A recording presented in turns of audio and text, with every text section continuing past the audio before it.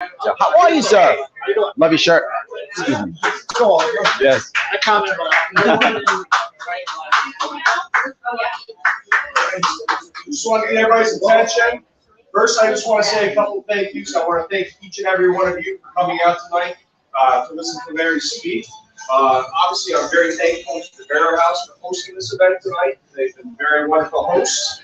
So please show your support, order something from them. That would be greatly appreciated. And also want to thank Larry for taking the time to make me here today. It's been very busy today. There is quite a bit. That's not upstairs. That's a Blacksburg, now down to Saratoga. Let me introduce our organization to you real quick. My name is Chris Dubuque. I'm the leader of New York Reform, Saratoga County. One thing we do is we have 5 pillars we stand on in this county. We want to educate people on the issues that should be concerning you. We want to inform you of what's coming up and what you should be aware of, or where you can look for the information on that. We want to connect you to the resources that can help you with that. We also stand for protecting freedom, getting people actively involved, peacefully, letting your voices be heard. And that's where our 5th pillar that we started here in Saratoga County is building community. Again, it's very important that we have a strong community. We're not going to get anywhere if we're not supporting one another. We're not supporting, again, local businesses, our schools, again, keeping it in New York. And that's why it's very important to have people like Larry, who's here tonight. And I'm very honored. We had a chance to meet Larry back in December. He's the only gubernatorial candidate that has reached out to New York Informed to come speak to you. That's pretty impressive, I have to say. We have about 5,000 members New York statewide, 1,000 in this county alone. And again, Larry's the only one who's reached out to us. So we greatly appreciate that. So I'd like to speak a little bit about Larry. I'll tell you, he'll never forget your face, that's for sure.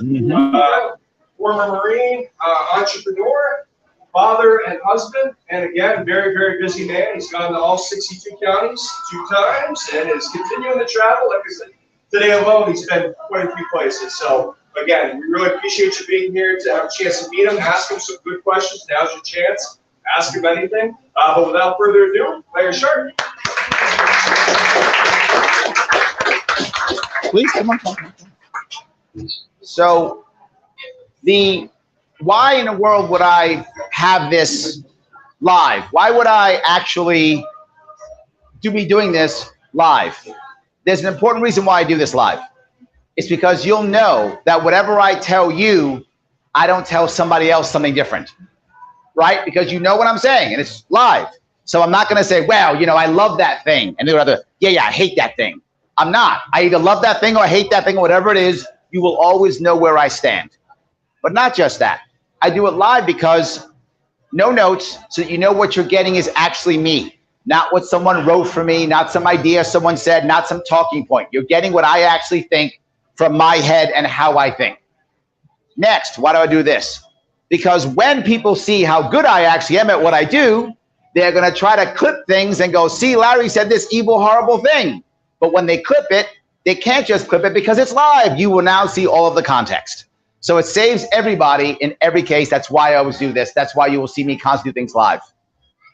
So you mentioned that I've been to all the counties twice, actually 5 times. Just being clear, actually 5 times. I have actually been to every county in New York State every year since 2017. Why would I do that? Because I talk the talk. I always talk about the idea that localism matters. I talk about the idea that each county is important. I say that we should let counties be counties, more localized control. Now, if I'm saying that's true and that all the counties matter, well, I better show up in all the counties. Yeah. So if I don't walk the walk, you won't believe my talk. I want you to believe my talk, so I keep doing this to make sure you actually believe what I'm saying and that I mean it. It matters. I would ask you, what other gubernatorial candidate still crosses the state after they lose? None of them do. How many even do it before they win? They don't. They do it during the year that they run, maybe. Maybe. And when they go to events, where do they go? They go to the events where their people are. So if I'm a Democrat, I go to the Democratic Party event in that county. Or the Republican, I go to the Republican event in that county. Where do I go? Local joints like this. That's where I go, to local joints just like this. Why in the world would I go to a local place all the time? Why am I not in that arena? Because again, I talk the talk. I say how local businesses like this are the backbone of our state. I say how entrepreneurism is the way we pull ourselves out of this terrible place we're in now. I say entrepreneurism is exactly the people who help people get second chances when they fall down. The addiction problems, the people getting arrested. These people need a second chance. Who's going to help them out? Some big corporation? No. They literally have systems to make sure they never hire those people. They hire people to make sure they never hire those people. But places like this, they hire people who are in trouble. How do I know that? Many of you know my mom was an addict and a felon. And when she had to get her second chance, it was in local places like this that did it. So again, if I'm going to talk the talk, I got to walk the walk. So I'm here supporting local businesses, supporting entrepreneurism. Whenever I create any of my policies, and that's what makes me different, by the way. Some of you say, well, Larry, what are you, like a Republican or a Democrat? None of them, because they don't have any ideas. That's the reason. They have no ideas. Yes. That's why. Right now, yes. I'm sorry, yes. Right now in New York State, Democrats are the party of bad ideas. Republicans are the party of no ideas. Right? If the Democrats, they've run this state for 20 years. If they were going to fix it, they'd have fixed it already. Right? 20 years they're running it. If they were going to fix it, they would have fixed it. The Republicans have been watching them fail for 20 years. Where's their plan? No plan. I've had a plan since 2018 sitting on my website, LarrySharpe.com, available for anyone to pick up and take for free. I've invited them to pick it up and take it for free. They will not do it. I've now been adjusting plans because the state is so much worse. Last time when I ran, we had about $180 billion budget. And since that time, we've lost 500,000 people and our budget's jumped up to $220 billion. That's unsustainable. And you can figure that out with regular math, not even Common Core math. That's regular math. You can figure that one out. Yeah, not even Common Core. Oh, I got to laugh at that. I got some laughs. It's good. All right. So yes. And this is a problem. And what is the Democrat answer? Democratic answer is more money. Uncle Joe will write more checks for us. We'll be fine. Uncle Joe's will never stop writing checks for us. We'll be fine. No worries. What's the Republican answer? What problem? What problem? That's the Republican answer. Didn't I tell you how bad Democrats are? That's the Republican answer. Not an answer at all. Go to the Republicans' website. Look for policy. You'll be looking for years. There's none. It's Democrats are bad, and we're going to win. Let me be very clear about Democrats and Republicans. Democrats don't care about you. If they did, they'd fix it already. Republicans don't care either. If they did, they wouldn't keep taking your money and lying to you. That's the reality. Democrats don't care about you. Cuomo said it, and here I'll give him. I am not a Cuomo fan. I have said many, many negative things about our former Lord and Master, His Majesty King Andrew Cuomo II. I have said many bad things about him, but I will give him credit where credit is due. He actually said years ago, there is no room in this state for conservatives. Remember he said that? I'm not making that up. He said that. He's like, you guys can leave. And his conservatives did. They did. They went, okay, and they packed up and they left. Most of them went to Florida. Remember, Florida used to be a swing state. Remember that? Not in 2000, like 2010. It used to be a swing state. It was purple. Not anymore, deep red. Why? We exported all our conservative Republicans to Florida. They turned Florida red. Now you might go, well, why do we care? Because they all left this state. And this state is now about 3-1 Democrat to Republican. That's the reality of it. A Republican has not won a statewide election in this state in 20 years. Nothing. Not senator, not governor, not AG, nothing. Now, locally, Republicans win. If you have nice Republicans you like in your local areas, please vote for them if you like them. Republicans win locally all the time. They do not win statewide elections. They haven't won in 20 years, and the state's getting bluer, not redder. Yet Republican statewide candidates will come to you and go, this is the year we're going to fire Kathy Hochul. What is wrong with you? Like, what's wrong with you? That's insanity. That person is either lying or delusional, but they don't stop to take your money, do they? They take your money either way. They take your money, lie to you, and then lose. You might go, but Larry, wait a minute now. There's no way I can support you because you can't win. That's what I hear all the time. It's a wasted vote. Well, let me ask you, if you've been voting for Democrats the past 20 years, what have you gotten? Yeah, nothing. You've been voting for Republicans the last 20 years. What have you gotten? Nothing. Why? Well, the Republican has to come in second. Why? Republicans been coming in second for 20 years. What'd you get? Nothing. The idea that voting for someone other than Republican and Democrat is a bad idea is demonstrably false. You've been doing that for 20 years. They've been lying to you for 20 years. At what point do you stop? I hope this is the point. I hope this is the point. I can't see any reason why you would decide, you know what, this is the year. I don't know how this is the year. I don't know how that's true. But they keep saying it.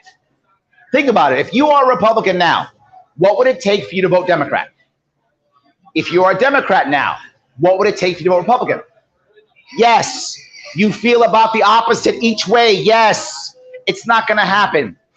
So if Kathy Hochul makes another big mistake, and she's very good at making mistakes, if she makes another big mistake, Democrats will have three options. Option one, I'm mad, I'm going to stay home. Option one. Option two, I'm going to hold my nose and vote for her anyway. Option number three, I'm going to vote for Larry Sharpe. How do I know that?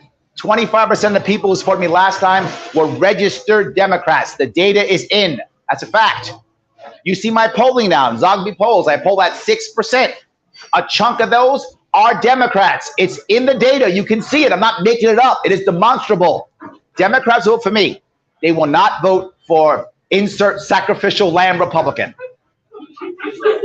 That's all that person is. The guy they chose to go to the altar and get slaughtered this time. The guy whoever the person is, that person who has no self-esteem and doesn't matter getting slaughtered yet again and will take your money and ignore you. You know it's true. For those of you who say, Larry, that makes sense, but I'm aware about a wasted vote. If you spent your time, money, and energy, if you did this in the Democratic Party in 2018, and you voted for the Democrats, spent time, money, and energy, what'd you get? Nothing. Where are they right now? Nowhere. If you spent your time, money, energy, and vote on the Republican last time, 2018, what'd you get? Nothing. Where are they? Nowhere. If you spent your time, money, and energy on my campaign last year, voted for me last year, what'd you get? I'm still here. I'm still crossing. We got ballot access. We got 107 victories, libertarian victories in 2019. That's what we got. We got change in the state. Some of you don't know that. After I ran in 2018, I crossed it again, supported local candidates. We got 107 libertarian victories in 2019. Again, thank you. Demonstrable. You can check it if you want to. I'm doing it live. If I'm lying, you will tell me. That happened. And then the state said, whoa, that's like real change and stuff. No, we can't have that. Change the rules. You're all gone. And now I got to get triple the amount of signatures in shorter period of time, in a tougher time now than ever. And I'm still here. And I'm still here. Of all the people who ran last time, I'm the only one still here. So I would argue that every other vote last time was a wasted vote. I was the only one that wasn't.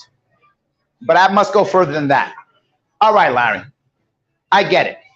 I'm considering voting for you and telling all my family and friends to do so. You should all be doing that, by the way. But you decide that. I'm going to vote for you. I'm going to tell all my family and friends to vote for you. Great. How are you going to win?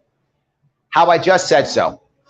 If the Democrats realize how bad Hochul is, and enough of them decide to come my way, and the Republicans believe the same thing, and enough come my way, this thing is winnable at about 35%. Remember, it's a three-way race. I don't need 51%. I need more than the rest. 35%, I'm the governor. If I win this thing, literally the nation changes overnight. There is no hyperbole in that statement. The nation changes overnight. New York State will go from blue to gold. There is no other more important race this year than this one. Larry, you're full of yourself. Yes, because I'm right. It's true. Yes, I'm right. If the Democrats win the House or Republicans win the House, we go back to left-right paradigm, back and forth. And if you like someone better, you get them for a couple years, so it swaps in 2 years. Nothing actually changes. If I don't win, the Democrat wins, which we had last time. No difference, no change. Nothing really changes. But if I win, the entire nation changes overnight. If New York State goes from blue to gold, everything people think changes. Everything people think about this country changes overnight. You'll watch libertarians come out of the woodwork, but not just libertarians, real conservatives, real forward party people, real green people, because third parties will be a thing. I will have made them a thing. New York State, literally the least free state, ranked by Cato multiple years in a row, will have a libertarian governor. That is shocking. It will change everything.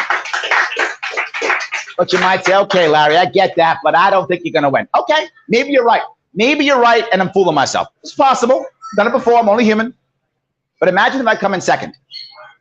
If the Republican comes in second, what changes? Nothing. He's been coming in second for 20 years. Nothing changes. I come in second, what changes?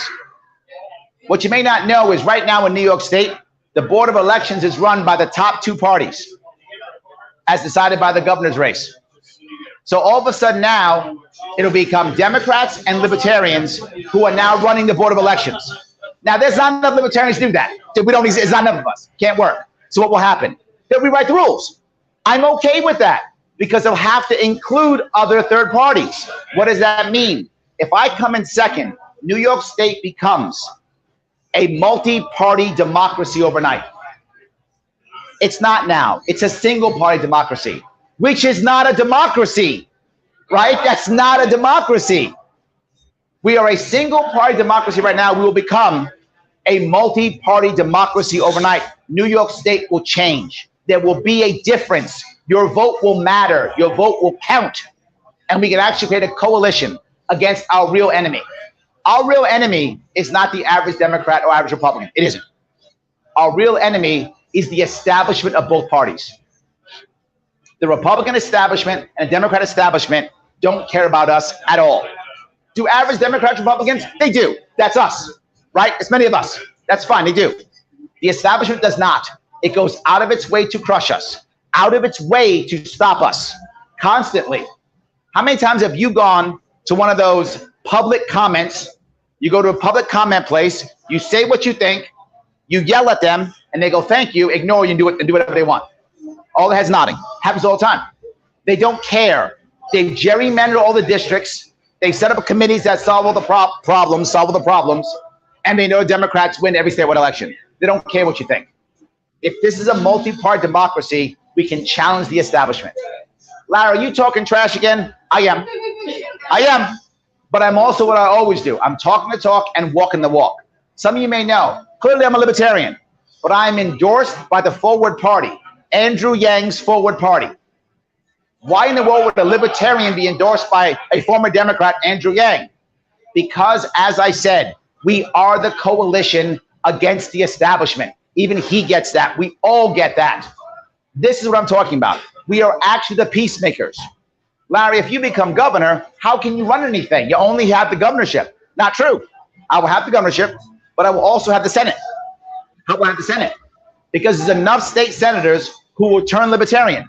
I just need 4 or 5. They turn libertarian, we run it by swing vote. We will have the swing vote, and we will actually run the Senate.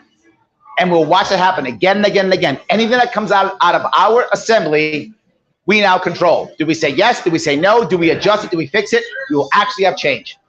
You will find Democrats talking to libertarians to make the Republicans do something. Republicans will talk to libertarians to make Democrats do something. Because right now, if Democrats talk to Republicans, they lose their seat. Republicans talk to Democrats, they lose their seat. But both can talk to us. We are the peacemakers. We are the coalition builders. You want to fix this state? It's not voting the same way you've been voting. It just isn't. Now you might say, well, Larry, it sounds good. All your things sound cool. But what's your most important thing? What are you going to work on? Let me tell you what matters more than anything else. More than anything else, the number of people who are leaving the state. Number one issue over everything else. There is nothing more important than that. I'm a business guy. That's where I come from. I'm not a politician. I'm a business guy. And I care about customers. If customers are leaving my store, I'm doing something wrong. If I'm getting more customers, I'm doing something right. This is just common sense. Anyone can go to business school, figure that one out. Just in high school, you can figure that one out, right? Easy day. Am I getting more customers? Doing something right. I'm not getting more customers? Doing something wrong. We are losing customers. We've lost over 2 million customers in 10 years. That's why we lost our congressional seat.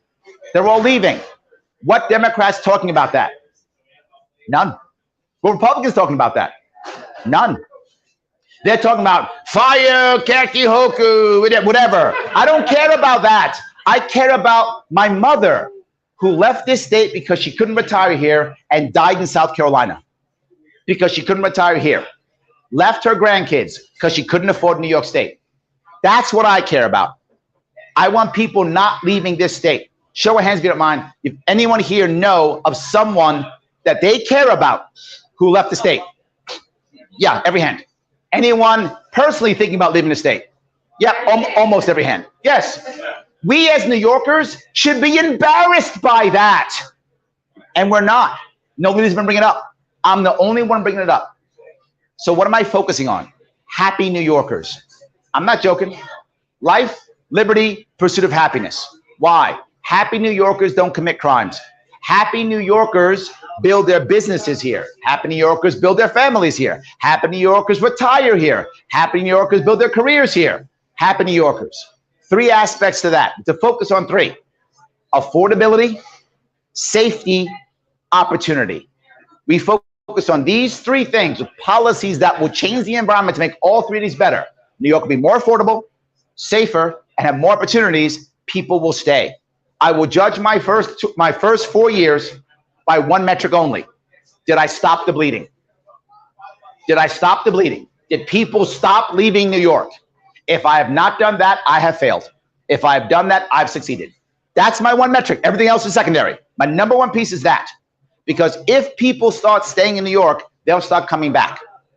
And we'll have a better state where families won't be broken up, where people will be happy, where your youth doesn't get educated here and walk away, or people just waiting for their elderly parent to pass away, or their kid to graduate, or for them to retire before they move to Texas, Florida, or Tennessee. And, say again? What if all the people moving away are Democrats? What if all the people moving away are Democrats? Number 1, I love my Democrats and my Republicans and my independents and my conservatives and my progressives and my Greens and my I love them all. I want them all here. I want this state to have 25 million people happily living here with 25 million people. That's what I want. I don't want anyone moving away.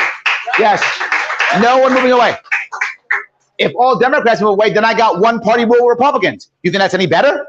Yeah. If you think it's better, look at Oklahoma. That's what they have. Ask if Oklahoma's happy about their 1 party rule. 1 party rule is a bad idea. That's a bad idea. I do not want 1 party rule because then nobody cares about you. We need a multi-party democracy. That's what we need in this state. That's what we need. Did I answer your question at least? So this is what I'm talking about. Those are my policies. I'm going to give you an overall piece and then I'll answer any question you want. I want to focus on a policy that can actually, if we create a trust, I call it the NIST, the New York State Social Trust. It's a trust similar to what you do in Singapore, in Norway, a separate trust not run by the government. If it's run by the government, they will simply take it, as it did last time. Remember how they were going to pay for school with the lottery? Remember that? That was a lie. Another lie. They just do that. A separate trust run by separate people who get separate salaries. You start rocking and rolling with that, you can make enough money over the next 4 years to do several things. Number 1, you can pay all school tax from it. When you pay all school tax, no more school tax. Think about no more school tax. Your property tax, cut in half. Give or take, depends on where you are, about cut in half. If your property tax is cut in half, rents begin to stabilize. The youth can stay here. Retirees can retire here and spend their pensions here. You earned your pension? Just spend it here. I don't want you spending it in Florida. I want you spending it here. I'm not mad at you for moving to Florida. We have to make a better state so you want to stay here. So stay here and spend your pension here. That's 1 piece right there. But I'm still not done. We can create a place where when it comes by the time we get to year 4, no more state income tax. Imagine ending the state income tax. Somehow Florida has no state income tax. Tennessee, no income tax. Florida, no state income tax. Where's everybody going to? Those 3 states. Those 3 states. Why don't we copy them and end our state income tax? We can do that too. And most importantly, we can stop unfunded mandates to the counties. If you stop unfunded mandates to the counties, counties will have actual control of their own budgets. For those of you who've gone to county legislative meetings, they often get nothing done. Why? They have no power. They have no money. But imagine starting your actual county budget at zero, paying for what you want to pay for, how you want to pay for it. Changes everything. We can change this state for the better in just 4 years. We can get our budget down, pay for our schooling in just 4 years. This can happen. Now, I would ask you, is there any other candidate saying what I'm saying? None. Not even close. That's correct. They don't have to. We have trained them to be full of shit. Yes. We have. Yes. We've trained them to do so. The Democrats come and promise to save the world. We go, oh, okay, great. And we vote for them. That's what we do. And all they ever do is say, I'm making more money to a problem. And here's why. You might say to yourself, why in the world would Democrats want to give so much money out? Because then they are, yes, thank you. They are responsible for handing out jobs, which is how they get votes. That's why they like it so much. Yes. So why aren't Republicans trying to fix anything? Because they're tied to the budget. If they don't vote for the budget, they don't get money in local areas and they get hammered. So no one fixes anything. And we've trained them that that's okay. Republicans just yell, "Don't Democrats, you're bad." And we go, yeah. And we vote Republican and nothing happens. And Democrats go, we'll find more money. And we go, yeah. And then we vote for them. So it's our fault. We have trained them to be full of shit, so they're full of shit. Yeah. Literally, it's our fault. So let's not do that. So if I could wrap this up with one important piece. Whenever you ask me a question, what you will get is an actual answer.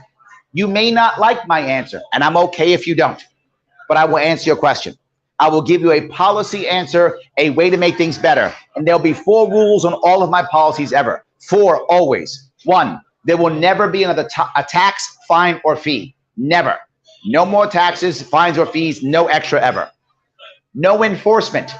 So I'm not gonna create the new, well, you have to wear a red shirt, so now I'm gonna have the red shirt police to make sure people are wearing red shirts. They don't wear red shirts, I'm gonna fine them $100. Not gonna happen in my world, never. Everything is voluntary and local. Please go. People got to eat, please. Yes, absolutely. Yeah, please go eat. Absolutely. And third, every time I deal with helping out businesses, I always focus on the entrepreneurial class. That's who I focus on, entrepreneurial class. Why? I told you already. They help people have a second chance.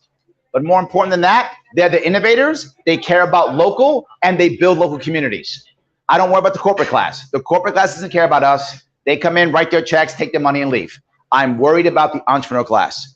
And fourth, whenever I'm trying to help anybody, I focus on 2 groups of people, the working poor and the middle class.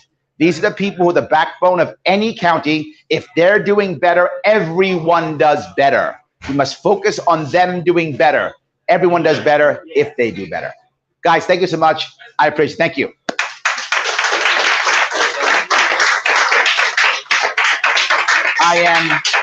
I'm happy to take any questions and comments with 1 rule only. No rules. You can answer any question you want, ask any question you want, whatever you want to do. I would like it to be towards New York State, but some people don't want that, whatever. Any question, I'm happy to take any question or comments. If you think what I said was wrong or good or bad, that's true also. What is going on with you guys? Please, go ahead. What are some of your bullet points on their opportunities? Opportunities. First thing, you guys may like this.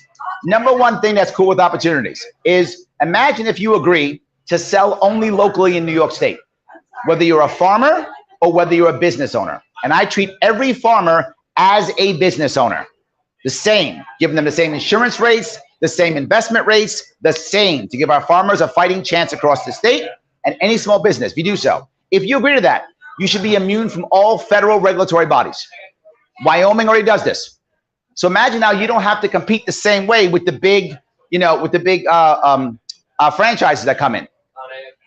Yes, you can just, what if you want to sell raw milk and somebody wants to buy it? Sell raw milk, what do I care? As long as you are transparent and say, I am not following federal guidelines. You decide if you trust them or not. If you trust them, buy. If you don't buy, up to you. It will give them an extra push in locally. But I'm still not done. I also want to help our local felons. I do. We have a felon population that is all across New York State that is struggling. So if you decide to hire felons, please do so if it's appropriate. Most small businesses will. No state payroll tax for the first 2 years, any felon that you are hiring. Encouraging you to hire felons to get them back up and running. And I get a pushback all the time. But then people just hire felons for 2 years and never pay the tax. Good, you're training my felon force. Please do that. That'd be amazing. I hope you take that business model to train my felons and to give them resumes. Please do that. I would please. You know how much money we save not putting people in jail? That'd be awesome. Let's do that. So I have no problem with that whatsoever. But next, as I mentioned, within 4 years, we end the income tax. You end the income tax, watch how people begin to come back to the state. I've just given everybody a raise without having any small business owner have to pay $1. So ending the state income tax will also assist in supporting small businesses. But I'm still not done. We have to end what we have right now. We're the only state in the entire union that has a separate insurance board.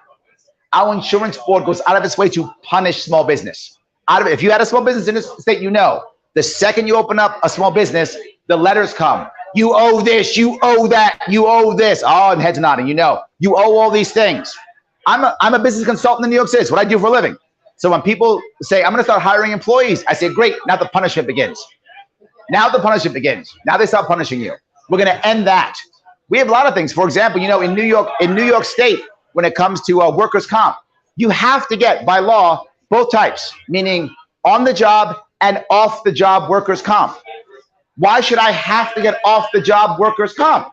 Most states don't. Only like 6 states do that. So over 40 states don't do that. Why do we? Now, if you as a business owner think that's the right thing to do to get more talent, please offer it if you want to. But that should not be required. So we begin to change these things. You will see people come back into this state. But I'll go one more step. We find advantages in entrepreneurship in 2 places recently: breweries and wineries. Have you seen that? Craft brews and craft wineries. We should copy that with all types of things, to include cannabis. Our cannabis, the way we're going to legalize cannabis, is a gift to big real estate companies and to cronies. We should be embarrassed how we're doing cannabis. We're creating a cannabis control board. For what? Cannabis has been in the black market for 100 years in this country. Where are all the deaths from cannabis? None. So now that we're legalizing it, we got to have a control board. What? It's been on the street for 100 years. And now we got to have this? Control board is to make sure that people who are cronies to the elites get all the licenses. We should allow farmers to have craft grows, hemp, if they want to do hemp, do craft hemp, rope, concrete, whatever they want to do, craft hemp plastics, whatever they want, cannabis products, whatever they want, let them do it. Now you'll see more people come back. And I'll add one more thing if I could. Cryptocurrency, Bitcoin, blockchain. Why do we have a bit license? We are the only state in the entire union that has a bit license.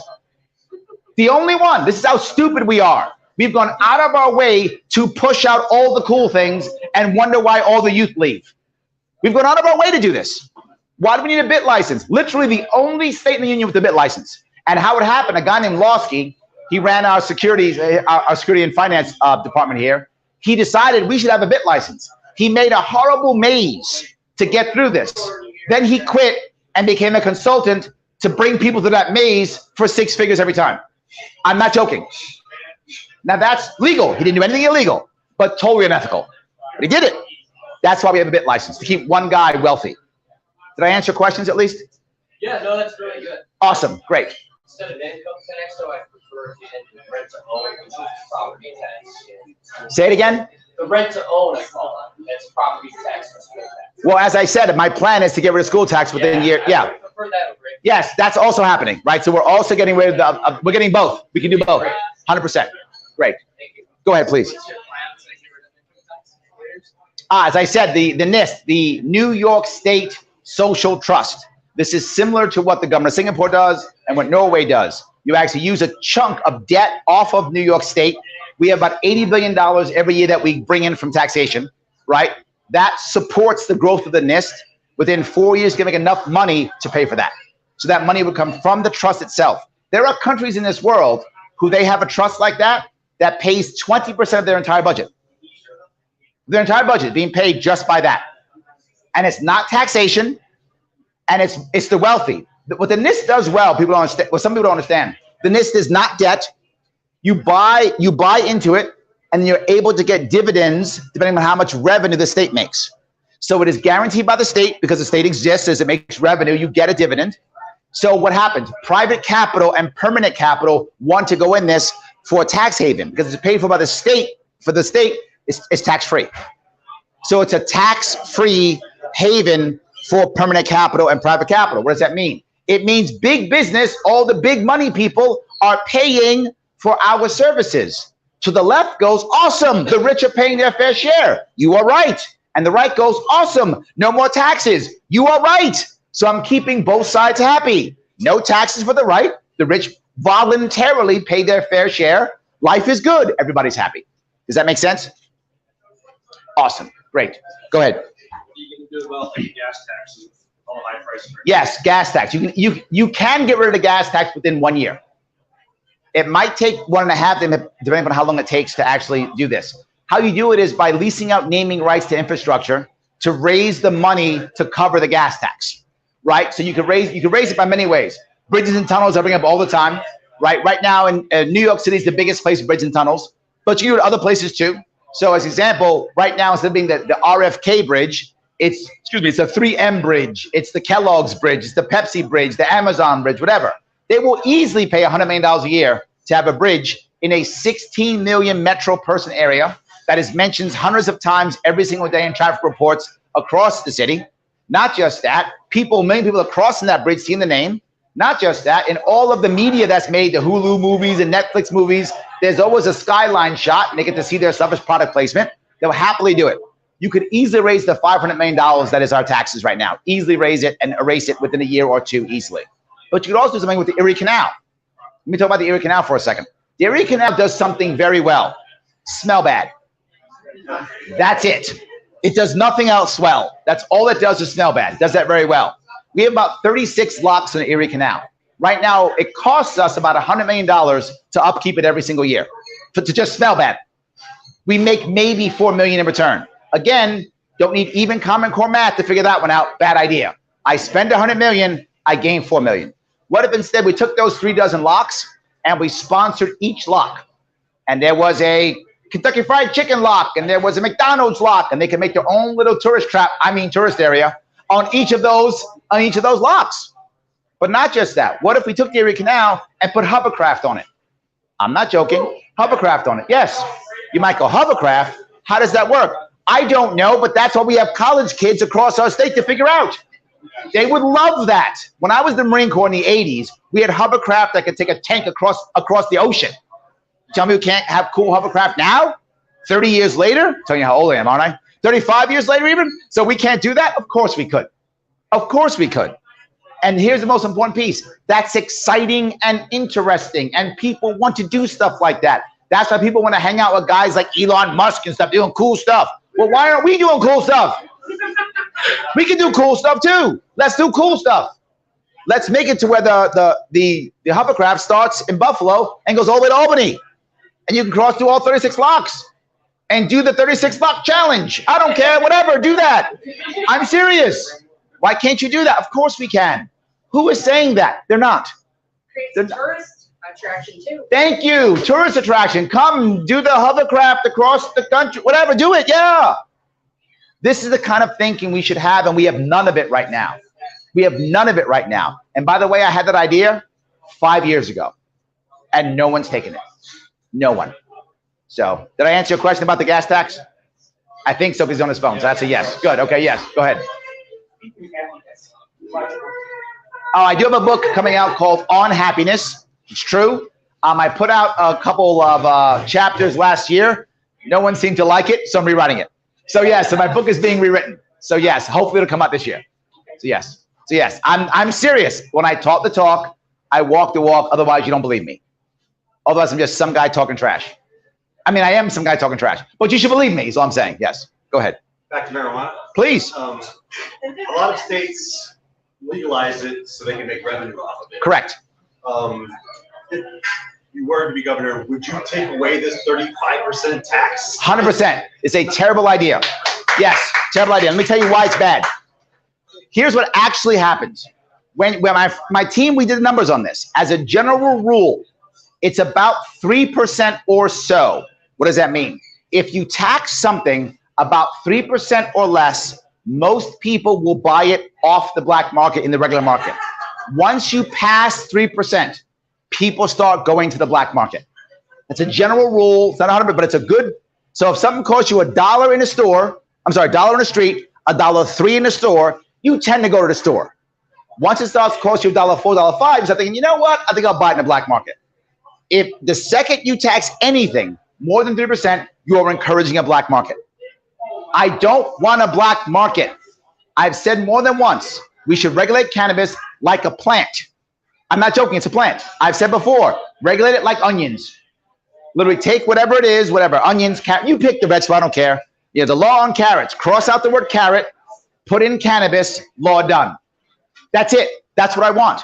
Now, if you want to say, well, you can't buy it unless you're 18 or older, fine, we can go there if you want to. But so what? I don't care either way. I'm okay to do that. Why? Because if we don't do that, all the dealers who are acting right now will still be dealers, but they'll be dealers in the black market. I'm encouraging a black market.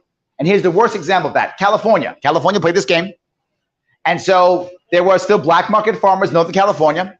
And the legal marketers, they all said, hey, wait a minute.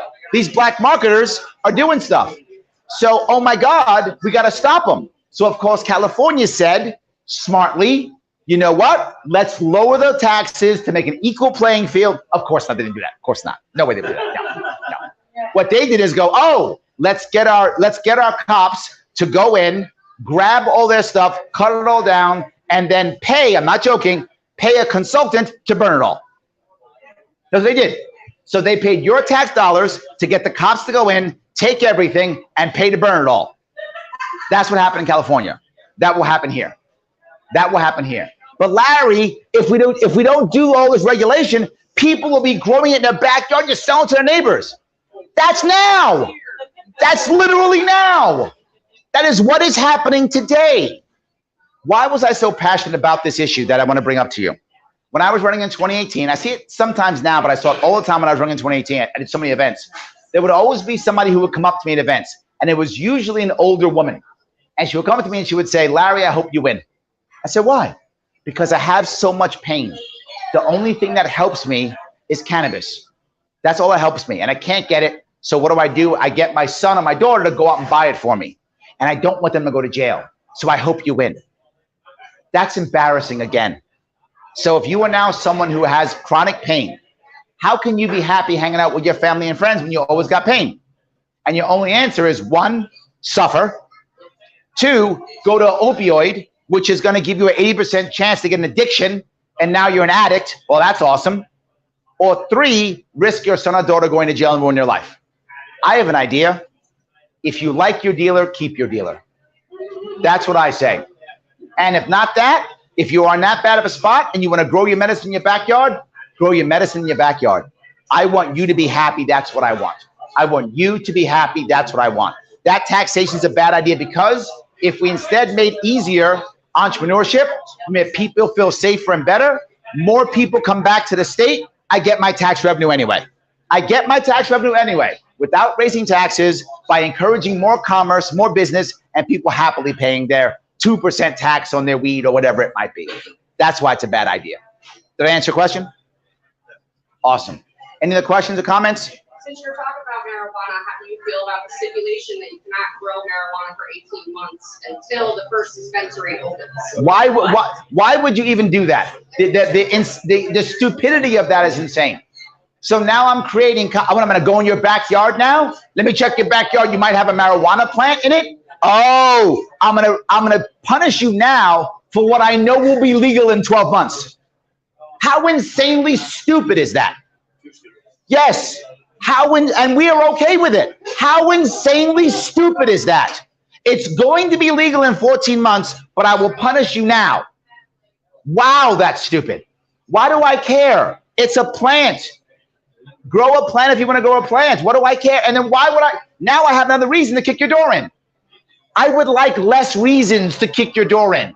And I got to tell you, I know a lot of law enforcement people. They don't want to go after you and your marijuana plant. They want to go get bad guys. They don't want to go after you. They'd rather go get bad guys. But in today's world, that's what I'm doing. They're kicking in your door and getting you for some stupid reason. Did I answer your question? Absolutely. Yes. Go ahead. You mentioned helping felons get Yep. back on their feet. You also mentioned for actually Yep. and working for. Yep. Do you have some answers to those for citizens that can't get back on? Yes, absolutely.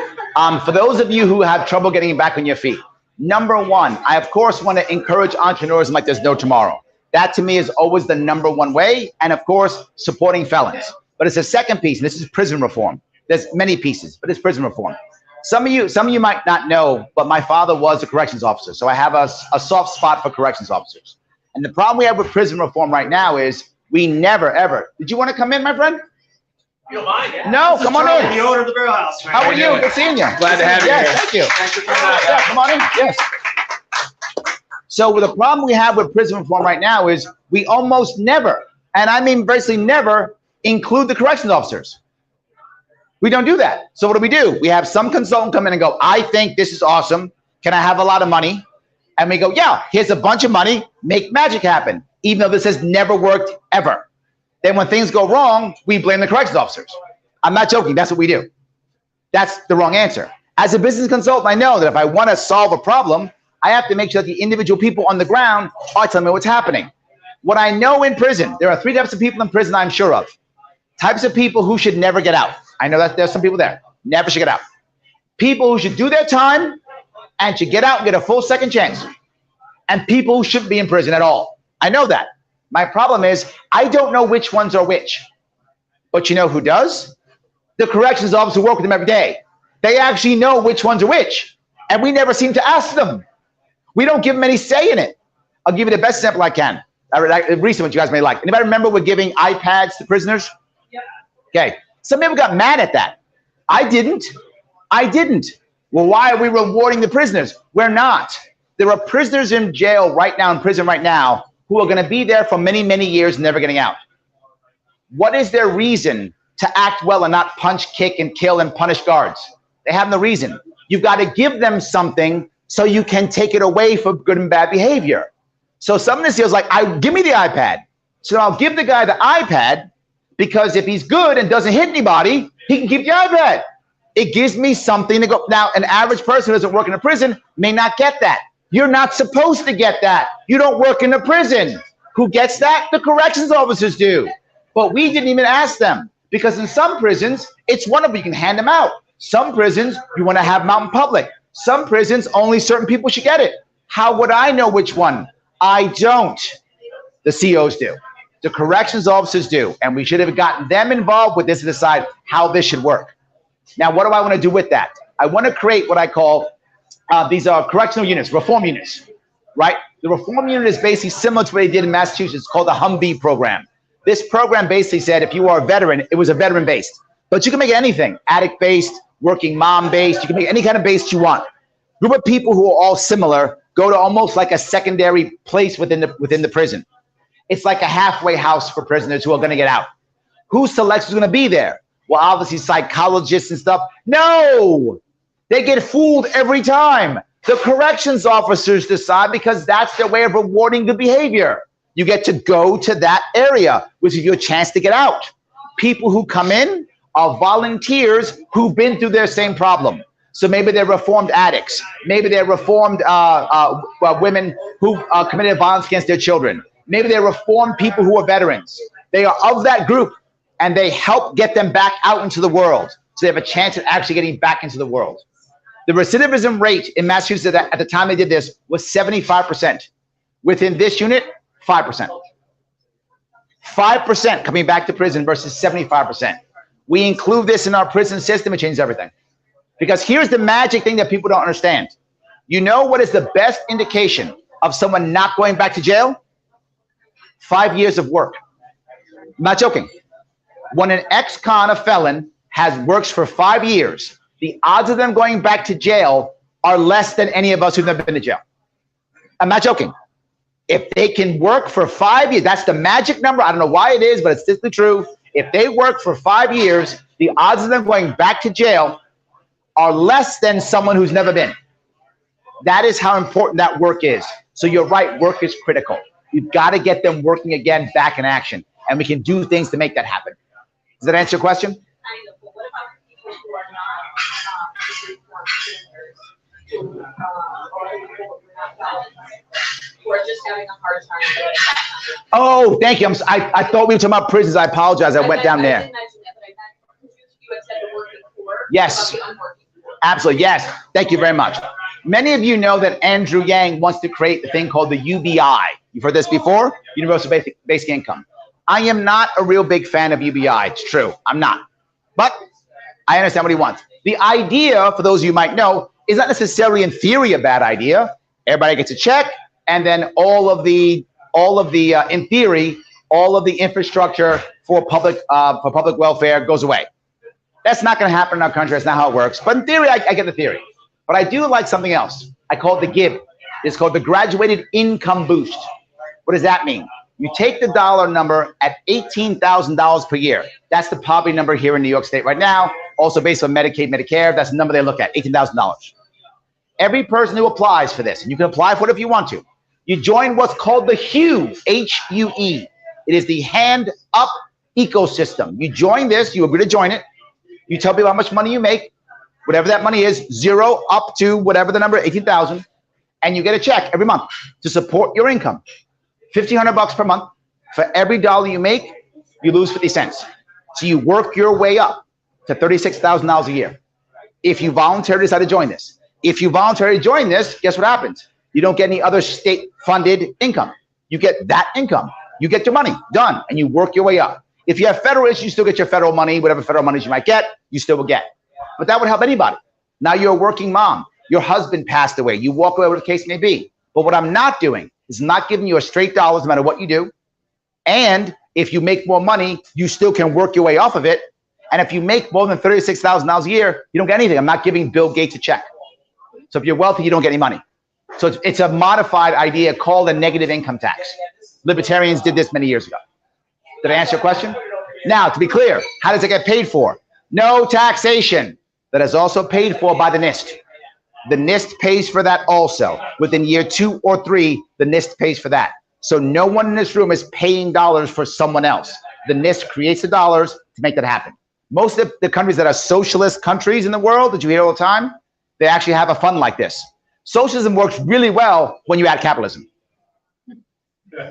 I'm serious. Socialism works really well when you add capitalism. Yes, just works great when you add capitalism to it. Works perfectly, yes. So that's how we fix that. So that would mean, say, for example, you are a working mom and you decide you want to get back on your feet, you could use that. But there's 2 other issues we add to that too. And one of that is what I call the child gardens. Yes, I have a plan for virtually everything. Child gardens, what does that mean? Right now, if you want to get childcare, it's expensive. And the current system, if you are a mom of 2 kids in our current system, you shouldn't work. I'm not mad at you. I'm just telling you the system makes it so that if you work, you will make less money and spend less time with your family. Why would you work? The system tells you not to. I don't get mad at the player. I get mad at the game. If I change the system, I get better outcomes, better players. So instead, how about a child garden, which means, do you have any children? Okay. Do you ever take your child to the park? Yeah. Great. Take your child to the park. I have kids too. And I say, here's my daughter, please go to the park. You go, yeah, no problem, Larry, you go. Does she require some type of license or rules to get to do that? No, we made an agreement. Go do it. She agrees. She brings my daughter back. Life is good. Why can't I replace her with a nonprofit? Say again? Yes, right now I can't. But why can't I do it? For example, give you a good example, Knights of Columbus, Inner City Black Church, right? Literally, American Legion. Any nonprofit you might think that might want to help out in a local area.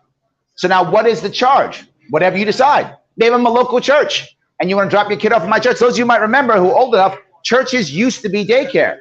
They got regulated out of the business, right? So now I allow if you want to. You remember that, right? Yes? Used to be regular out of business. So now I allow you if you wanted to do so. Oh, but Larry, then what about they won't have background checks? Then ask them to have background checks. If they don't do it. There's no police on this. It's voluntary. You only trust licensed daycare? Go to licensed daycare, just go away. But it gives you an option.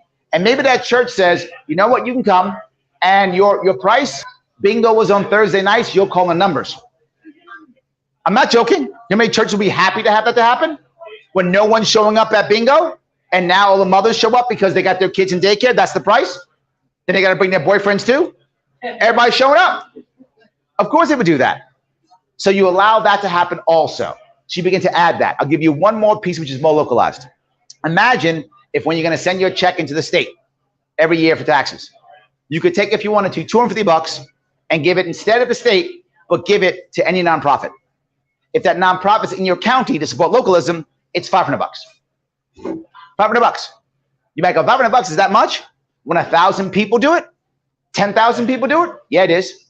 What do you decide? In your county, we have a problem. Roads, we have a problem. Daycare, we have a problem. Care of the elderly care, whatever. Start a nonprofit, start a business, get that going. People support it. Now, what if that child care, daycare, whatever, people who fix the roads, whatever you decide that works in your county, what if they do a bad job? They don't get any money next year. What if they do a good job? They get more money. What if it's government? They do a bad job. What happens? They get more money. What if they do a good job? They get more money. It doesn't matter. They get more money no matter what. They just get more money. But when it's a community, all of a sudden it changes. So now you have community dealing with the government so that the government has to either get better or go away because community has stepped up. Either one's fine. All these pieces together begin to create an environment where people can feel supported by their community. It's not that I don't think people need help. They do. Of course they do. People fall down all the time. People mess up. As I've said, my mother was an addict. My mother was in jail. I pulled her out of prison myself. I get it. One of the reasons why, as I said, I support these places because that's what gave her a second chance. I get it. I just think community will help so much more than government. Government's very good at keeping the poor down so they just don't die. They're good at that. I'll keep you right here. You won't die. But how do they grow? Community does that. So we have to support communities to make things better. Did I now answer your question or no? Okay, good. Yes. But So with the ballot exercise. Yep. We secure the one line, you get over the threshold again. Do you think they're gonna move the goalpost even higher? yes, it's a good point. So the question is, what if I get in the ballot this line, which I will? We need about 45,000 signatures in the next 3 weeks. Is that about right? 4 weeks in the area, something like that? We are currently, so those of you who care, we are currently on track to just barely make it right now. That's not good enough. I need more help, guys.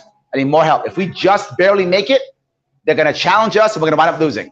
So I'm out here still busting my rump, doing mega events every week, out here shaking the trees. I need more of you to get signatures because if we just make 45,000, that's not going to be good enough. We got to make at least 55,000 so we're safe.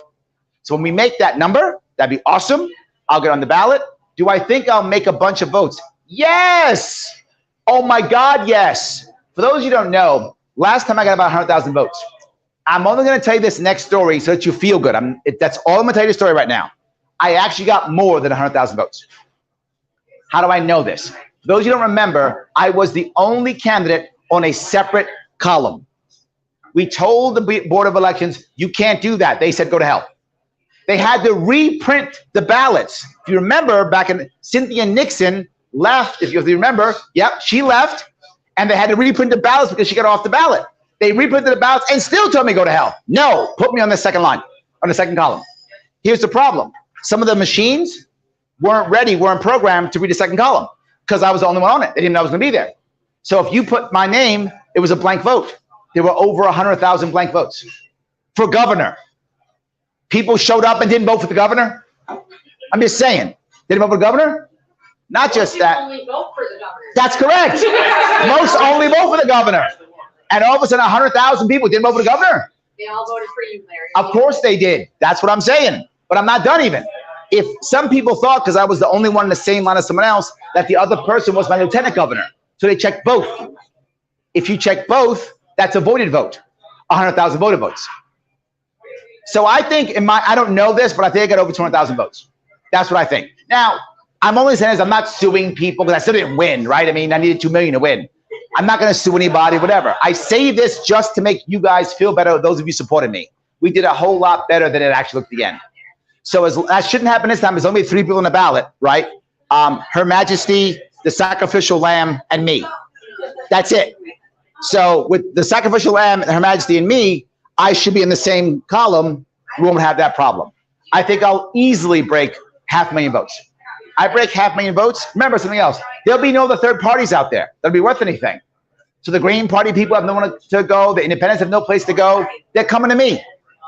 So I will easily break 500,000 votes, easily. I hope to break 1 million. So we'll break it so high, they would have to make the threshold so high, it would actually destroy the Conservative Party and the Working Families Party. So the only way they could change it is to say, you know what? There's only 2 parties in the state. We're writing a rule to say that. They could do that, I guess. That'd be the only way. Did I answer your question? Yes, but. But. If they do throw the whole libertarian line out, is the other alternative right in? I mean, You always write someone in New York State. you could, but I wouldn't get the line. So it wouldn't matter. Really? Yes. If I won the actual election, I still wouldn't get the Libertarian line. You have to get the Libertarian line on the Libertarian Party line. You don't get on the write-in line. So yes, in theory, could you write me in if I did? Yeah, but I don't get the line. They don't read those. So They didn't look to see that he was voted on that line. You think they're really reading those goddamn write-ins? No. They look at a couple and go, oh, Harambe, haha. Yeah. Like reporting in the news. Correct. But they don't actually Correct. evaluate it, which is what I wanted to ask you. I know you don't want to sue anybody, but just on the principle of them trying to suppress a third party, like for $1, like Martin Luther King's family did to prove a point. Like, I just want to prove that you guys are the problem. I would love that, but here's the sad part. Nobody cares. I care. I know, but Yes, like 8 of us care. We care. Yeah, we care. I care if they Yeah. do it, and the only way that they're. I wish you were right. is to do it. We are literally talking to people in the streets, telling them their story, and she says it. They don't care. They're going, but I care about my guy winning. I don't want you on the ballot. This is the year Republicans will win. They did that lie. Or they go, got to make sure Kathy wins because Trump is going to come eat your babies or whatever Trump's going to do. The stories they've been told is what they care about. Oh yeah, I always ask them though. Yes. Like, why do you want your person to win? And the response is always, well, I don't want that guy to win. Correct. Yes. But- So let me bring this piece up. Thank you for this. We are now in a spot in our country right now that winning is not our life getting better. Winning is the other person being hurt. Owning the lib, that's what matters. Or getting the Trumpster or whatever is their thing they're doing, right? That's the only thing that matters. Is your life any better? No. So you own the lib, awesome, and now you're packing up, moving to Florida. Who won? Who won? I don't see a win. Florida. Yeah. Florida wins. Florida wins, I guess. Yeah, so I guess DeSantis loves Hochul, I guess. So we're like, go, Hochul, go. Yeah, I mean, I guess he is. Yes, we're bringing people there. Absolutely. So did I answer your question at least? Anybody else have any question or comment? Please. I've got a New York State Regents diploma. Yay! Wait a minute, you have a New York State Regents diploma? Clearly you are a multimillionaire. I'm going to deal with the bureaucrats and the Regents. The bureaucrats in the Regents Bowl will not like me at all, will not vote for me.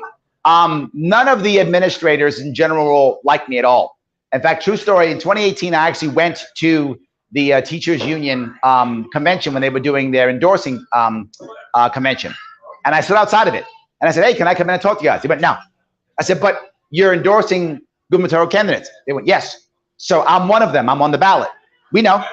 Can I come inside and talk to you guys so you can get a feeling of what I think? No. Oh, okay, I'm physically here, guys. Like, I can hear them talking in the room. I know you're not going to endorse me. Can you give me the common courtesy of letting me say a few words and maybe ask you a question? No. Get out. Throw me out. No. That's how teachers unions care about me. The administrators hate me. The teachers love me. Teachers who listen to me talk about my policies love me. Administrators hate me. Thank you. Because I talk, yes, all the time. I talk about letting teachers teach. That's what I talk about, letting teachers teach. Are teachers perfect? Of course not. They're human beings. They make mistakes. But if I'm going to trust someone with my kid, am I going to trust some $300,000 a year administrator who never sees my kid? or a teacher who's in the room with my kid and jumped through hoops to get a master's degree and get disassociated, blah, blah, blah, blah, all the stuff she did so she can be in front of my kid, I trust her a whole lot more. So I'm going to trust teachers over administrators every day of the week. Even though they make mistakes, I get it. But if one teacher makes one mistake, we've got one group of kids we got to work on. Okay, there are teachers who literally want to work on those kids to make them better. So we'll get better teachers, in this case, to fix these kids, while the teachers move on. And administration makes a problem, thousands of kids are crushed. And they never admit fault, and they get paid more, and they never fix it. And the best example of that is Common Core. Best example of that's Common Core. Now, am I against Common Core? I am not against Common Core. I'm against the mandate that is Common Core. You're a teacher, you know this. There are some kids who actually learn better on Common Core. There are some kids who learn better. No worries. It shouldn't be a mandate. Let that teacher decide if Common Core should be used for that individual kid. If your kid learns better on Common Core, let a teacher decide, teach that. I don't care how your kid learns. Let them learn. That was what we should be doing. So yes. So go ahead. How about getting some vouchers? Vouchers. Right now I'm sending my kid to private school. I homeschool my kid. Common Core was one of the things when my child was coming through. Yep. And I love Singapore math. I think it's awesome, which is one of the, everyone freaked out. Literally what my daughter's using. Yes. It's because they forced it into kids no matter where you were. Yep. If you're in 4th grade, even though you haven't learned K through 3, you're going to learn it. And, you know, when I went over to St. Clement's, they already said, they go, it's not a problem. Our standards exceed all Common Core standards. Yep. And we're already incorporating Singapore math. So let me give you my education plan if I can. You guys want to hear my education plan? It's my favorite. Oh, it is? Oh, I love my favorite. Okay, so I'm winning now. Okay, good. All right, yes, there we go. All right, let me explain how this works. Number one, as I said, within 4 years, we are paying for education directly from the trust. As that money comes in, here's how it gets paid. $18,000 per kid in the district, meaning kids signed up in the district. $18,000 goes to that district. Did I say where the kid's from? I did not. I said where the kids signed up. That's what I said. You go to whatever school you want to go in your district. If your district has X number of kids, you get $18,000 per kid. That's it. You want to bring more kids to the districts? I don't care. Get a busing system. Do what you got to do. That's what you get paid. But not just that. That's all you get. No money from the feds. No money from the state. None. What does that mean? I can end, with I love, by the way, end all of this standardized testing until high school. There should be no standardized testing until high school. Standardized testing in young kids hurts the kids, forces teachers to teach to a test where they shouldn't be teaching, and worst of all, is no indication of success for a kid when they're 11 and 12 years old. It's silly. You want to standardize test kids? Wait till they're 15, 16. They don't know how to take tests. But here's the worst part. What if your kid's 10, 11, or 12, and they're a bad test taker? They're the dumb kid now. Creates mental health problems. That's correct. They're now the dumb kid. And they're not a dumb kid, they're not a good test taker. They're 10. What do you expect of them? Stop that regular testing. Let teachers teach. Let them move forward as they want to. But once you do that, I don't just want to go K through 12. I want to go pre-K through 10. Pre-K through 10. In my perfect world, the guidelines I would set up, not the rules. The guidelines I would set up for individual districts would be, by the end of elementary school, your kids should be able to function in society.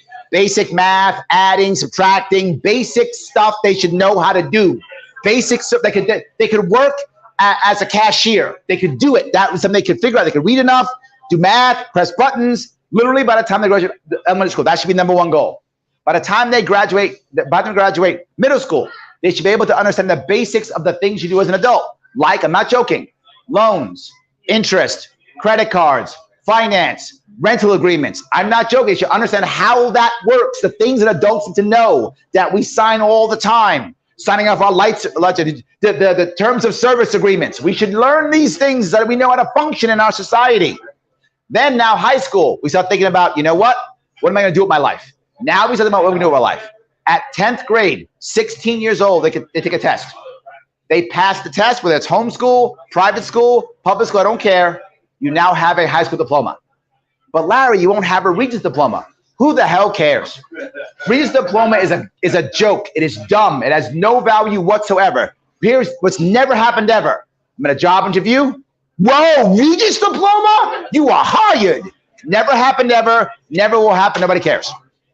Get rid of that. Doesn't matter. But now we're 16. What are we going to do? Here's the most important piece. How did I fund it before we did 16? $18,000 per kid, right? But here's the most important piece. Let me cover you on this. It's important for you. Oh, I'm listening. Sorry. No worries. Important for you right now. $6,000 credit to anybody who wants to homeschool or private school. $6,000 credit from the 18 to anybody who wants to homeschool or private school. Guess how much private school is going to cost? $6,000 a year. Some will cost $6,500, but most will cost $6,000 a year. So now you have a credit. You want to homeschool your kid? You want to take them to private school? No worries. Now, why $6,000? Because just because you homeschool your kid or private school your kid, why can't your kid still be on the football team, or in the math club, or go to the trip? Why can't they be in band? Why not? Use the gym. You're paying for it, so use it. So you can homeschool your kid or private school your kid, and then after school, they still play football or basketball or math club or chess club or whatever your kid's into, or band or whatever. I want communities to grow together. You can learn separately, but then do the cool things together. Why wouldn't you? But what I just said means there's no federal funds and there's no state funds. Right now in the school districts, if you don't spend all the money, you lose it.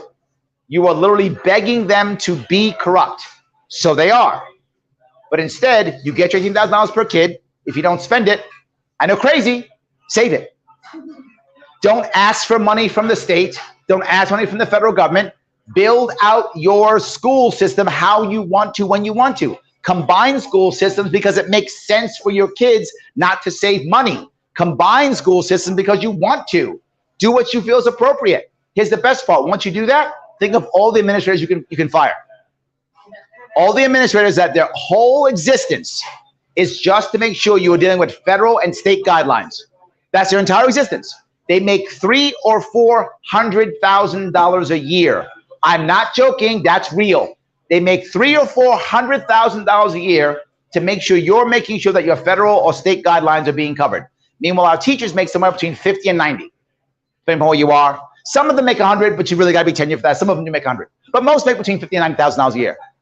Imagine if all of a sudden I get rid of all those administrators. I've just cut my budget like nothing. Now I can give more raises to my teachers if I want to, or buy more things that matter, or more computers, whatever the case may be.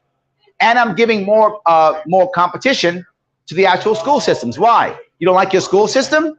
You can go private school. What does that mean? Communities will become better, or the schools will become better, or both. They're all good ideas. All good ideas. But not just that. Since there's no way for the state to punish you and no way for the federal government to punish you, local schools will actually have control of their own schools. Think about that. You want to have civics in your school again? You can. You want to have shop, home ec? You can. Agriculture? You can. Entrepreneurship? You can. Put what you want in your school system. I don't know. Rifle range? You can. It's okay, right? Whatever you think is appropriate, put it in your school. Put it in your school. Gun club? I'm okay with that. It's your school. I have no way of punishing you, and I shouldn't have to. The only way the state steps in is if a local area is bullying their people. Local bullies, the state should step in. If it's not a local bully, the state should walk away. Somehow, those of you old enough, you know, there was no really federal Department of Education until 1980. Prior to that, it didn't really exist. Yet somehow we learned how to read and write before 1980. Somehow we did. I don't know how. I was in school before 1980. I somehow learned how to read and write and survive. I could do it. I think all of us can. We don't require it. But now, next piece. Let me keep going. Right now, at 16, the kid takes a test. Now, New York State tells me that by law, by my constitution, I must pay for grades 1 through 12. I have to. No worries. We do it. I'm going to do the same thing I did when I was in the Marine Corps. When I got in the Marine Corps, I actually was able to get the GI Bill. I got, I think it was $100,000, whatever it was. I had like 10 years suspended or something like that, whatever the number was. I forgot what it was back then. So now we're going to give all our kids, 16 years old, you get $20,000 and 5 years suspended. Good luck. What does that mean? Some kids are going to go, you know what? I would like to build things and fix things. They'll go to trade school, which we need desperately. Right now, it doesn't happen. Right now, try to find out right now a guidance counselor who would tell a kid to go to BOCES. No, they will tell them, that's for the dumb kids. That's for the bad kids, right? That's what we'll tell them. Why? Because they get money from the federal government by placement. So once that goes away, there's no reason to do that. Come on in, please. You got to eat, please. Eat. Yes, eat. Absolutely. I want the small business to make money, please. It's what I'm talking about. Yes. So now what happens? They don't go. Well, when they don't go, they get forced to go to college. Right now, 11th and 12th grade is smoking weed, playing video games, study hall. Kids aren't ready for college. How do I know that? If you've gone to college recently, the first year of college is 13th grade. The average kid right now takes 6 years to graduate college. Average takes 6 years. Some take 8 or 9 if they even graduate. If you're a boy, you don't even graduate. Girls are graduating. Boys aren't even graduating anymore. They're done. So what do? They go get a job. So why didn't we let them get a job when they were 16? Why did we punish them until 26? Let them get a job at 16. They didn't want to go to college in the first place. You see this with our military people. All the veterans coming out. They're all going to college. Why? Because the government said your next thing is to go to college. They didn't want to go to college. If they wanted to go to college, they wouldn't join the Marine Corps. They would have gone to college. They joined the military because they didn't want to go to college. So they come out and they're lost. That's half of our youth. They're lost. But imagine at 16, they had those options. Number one, you got $20,000. Go to trade school. Be a plumber, be a carpenter, whatever the case may be. Within 2 years, the trade school will cost $20,000. I know that because that's government money and businesses love government money. There'll also be new schools. How do I know that? Because banks love government money. So they will loan to open up schools. That's how it works. It's guaranteed government money. So now it's 2 years. This guy or gal can now go become a plumber or whatever the case may be. Either they can start working or start apprenticeship depending upon what trade they take. So now they're going to be 24 years old. They will have already been working for 6 years. They will have no debt. They'll be making at least $70K a year, if not $100K a year, easily in the trades. Or the other person who goes to college. They graduate at 24. They have $100,000 in debt, and they're working at Starbucks. Come on in, please. Yeah, and they're working at Starbucks. Which one's the dumb one again? I'm not sure which one's the dumb one. Makes no sense to me whatsoever. That's what we keep doing. We should let the kids who want to go to trade school go to trade school. But something else. Why do you think we require so much foreign labor in New York State? Because our kids aren't in the trades. The average tradesman in this state is over 50. That is terrible. Not against my 50-year-olds. I'm over 50. I'm not against them. But that should not be the average. The average should be about 35. That should be the average. It's 50. That's a problem. So we keep grabbing more foreign labor. And we go to the black market to get it. Because we can't get enough people to do it here. Because our guidance counselors are saying, don't go to trade school. That's for the dummies. But they're making all the money. What do we do when it's a bad idea? But you say, no, I don't want to do that. I'm a smart kid. I'm super smart. I can be like a scientist or something. Awesome. Take you 2 years, get an associate's degree. Now you're 18, go to college, you're an associate's degree. Life is good. You're not any of that. You just think you might want to be a doctor or you might want to be an English teacher, whatever. Go to a 2-year prep school. 2-year prep school, and now you go to college and you're ready to graduate. You don't actually have to take 6 years to graduate. You'll graduate in 3 because you're ready for it. So now you're out with less debt, ready to rock and roll. Or something else. Just go get a job. Go to work. Go to work. Why are we so scared of 16-year-olds working? This is not the 1800s. They're going to die in a loom accident or in a bobbin. That's not going to happen. That's not how it works. They're going to go hang out with their friends who are actually building stuff, or they're going to work in an office. Good. Learn a work ethic.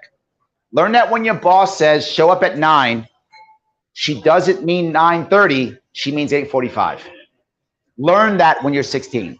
And the response all the time is, but Larry, people will make mistakes. They're 16. You're right. But the price for failure at 16 is a whole lot lower than the price for failure at 26. We can change our entire environment by changing this entire system, giving people the opportunity to have local schools so you don't have to go to private school if you don't want to, getting money to go to private school if you want to, having your kids start to be happy. And here's the best part. If you're a high school teacher in 11th and 12th grade, imagine if your entire school is filled with kids who want to be there. Think about that. The bullying goes away, right? Because the bullying kid who's in school is someplace else, right? The Doctor Who kid isn't with the jock, right? They don't work together. They're not there, right? So it's different. And think about how much power you have. The kids now have purpose. You want kids to not do bad things? Give them purpose. They won't do bad things.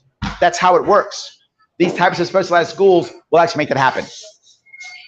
That's my education plan. You have happier teachers, happier students, happier parents, less money, and actually keep localized control. Thank you. Did I answer your question? Whose question was that? There we go. That's my plan. You can see why teachers love it and parents love it, but administrators hate it. You can see why. Guys, I want to say thank you so much today. Oh, someone else is going to go ahead. Sorry.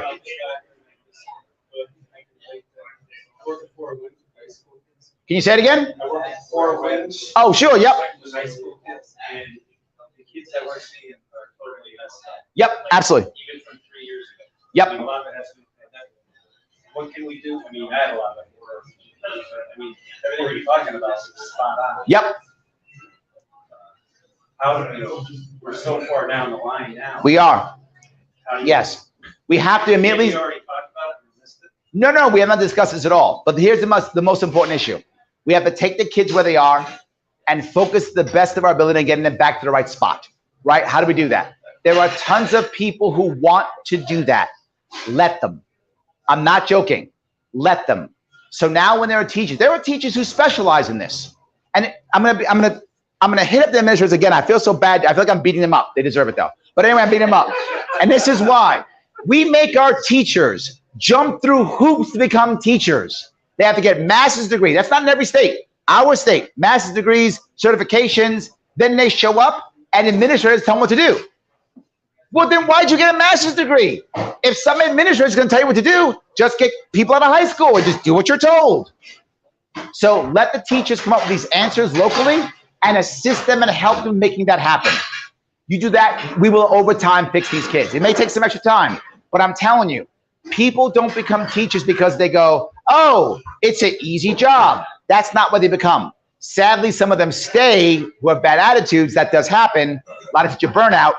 But those who want to do it can do it. That's how we do it. I'm sorry? That is only localized. They must decide on their own. That should not be a governor's issue. That should not be a governor's issue. That should be a local issue. If they decide it, that should be fine. Governor should not decide that. Right now, it's a state issue. I'm sorry? Right now, it's a state issue. Well, it's actually because of the unions more than anything else. But yes, but that should not be a governor issue. You should be able to have multiple unions. I am not anti-union, by the way. I am anti-union monopoly. I'm a teacher. Yes. And my union is awful. Yes. I will admit that. Yes. I am very close to you. And that is my point. I want to make sure that there are multiple. I'm against union monopoly, but I'm not against unions. Unions are literally the First Amendment, freedom of association, right, freedom of speech. I don't mind that. Unions are fine, but union monopolies are wrong. That has to be broken. So we break the monopoly, let people join different unions, however they like, and we'll be fine. Yes, go ahead. One question for you, Larry. You mentioned a few things with both Paul brought up the 4 Winds and obviously the kids and focusing on corrections. There's that sort of in between now that we've done better in the past with juvenile detention. Yep. You were in 2 places near and dear to my heart today. One is up in Plattsburgh. There's a wonderful juvenile detention facility up there, Adirondack Residential. Got a lot of kids out of the city, take them snowshoeing, teach them how to camp, teach them life skills.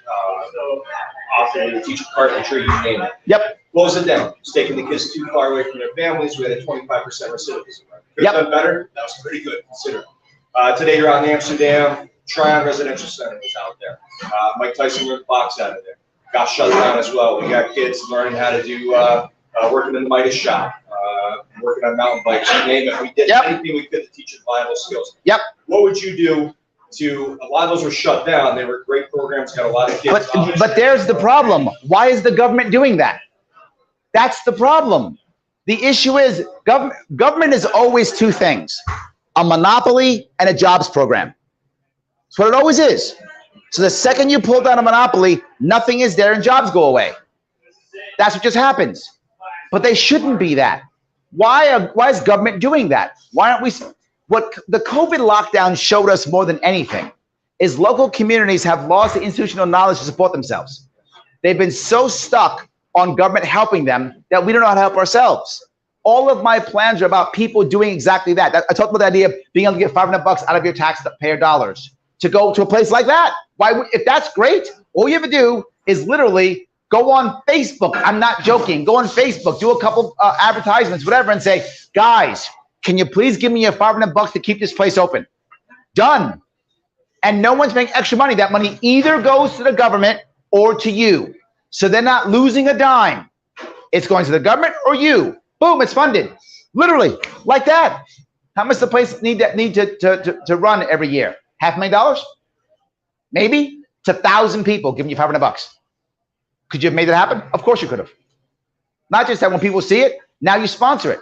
Now someone goes, wow, I just messed up because I did a bad spill or I screwed up or I'm a big pharma company. I don't know, I'll write you a check for your place and now you put my name on it and I'm a good guy now. See? There we go. I don't know, maybe Johnny Depp wants to rehash his, his image and he wants to be the Johnny Depp Center. Do that, he'll give you a bunch of money, I don't care. But the point is, if you foster that and stop going to the state monopoly, then the state can't shut you down, right? That's the issue. Once the state's in control, it can shut you down. We saw it during the lockdowns.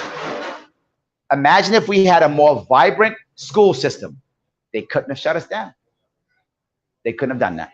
So guys, I gotta run. It's late tonight. I'm still heading back to the city. So I appreciate it, guys. Thank you so much. I'm here for selfies. Thank you.